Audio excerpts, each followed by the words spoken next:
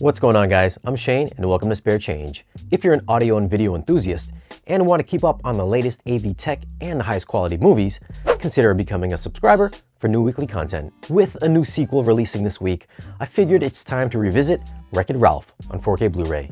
I won't be discussing any plot details, I'm just going to share with you some of my thoughts on the video and audio quality. Let's go over a few tech specs. The movie's got a 2K DI.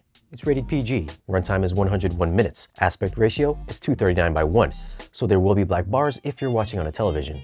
Alright, right from the start, I could already tell the colors would be the main focal point of this new 4K transfer. HDR boosted the color palette, making everything more richer with a larger gradation of hues. The landscape of Sugar Rush looked great with luscious greens, reds, blues, and yellows. If you're coming from the 1080p disc, I think you'll notice colors seem more refined, but the overall image does look a bit darker. Yes, colors are richer, but I wouldn't go as far as to say the colors really popped. Black levels were solid as well, most noticeably in the hero's duty game. There was some better definition and depth during this sequence, with some nice spectral highlights from the green bugs and the bright red laser beams. These peak highlights won't be blinding you, but they did contrast nicely against the darker backdrops. So yes, HDR does improve the image, but as far as detail, I really didn't notice much of a difference between the regular and the 4K Blu-rays.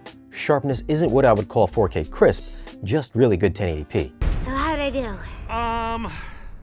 Audio gets a new Dolby Atmos mix, and even though I heard some people mention this mix rocks, I found it just to be average. Height effects were very light to almost non-existent, except for the bug flying overhead in Chapter 4's wedding scene and a couple other hard-to-remember moments. I figured the invasion in Chapter 14 would be the standout, with bugs flying around the room, but most of the action happens within the lower channels. The musical soundtrack was maybe the best part of this mix, with a nice wide upfront soundstage, but for some reason, I thought my subwoofers were turned off, because I barely heard any bass. Even during the hero's duty sequence, bass was hardly there. Vocals, however, did sound just fine in the center channel without issues. So for audio, I'm gonna go with a 7. I felt this was a dynamically challenged Atmos mix and didn't do the visuals any justice. It lacked bass and it lacked overheads. I wasn't a fan. For video, I'm gonna go 7.8. Sure, the colors look nice, but sharpness and detail pretty much look like the Blu-ray. If you already own the regular Blu-ray, I don't think this would be worth an upgrade. Now, if you have a 3D display, I think the 3D version is clearly the best way to enjoy this movie. It's got some tremendous depth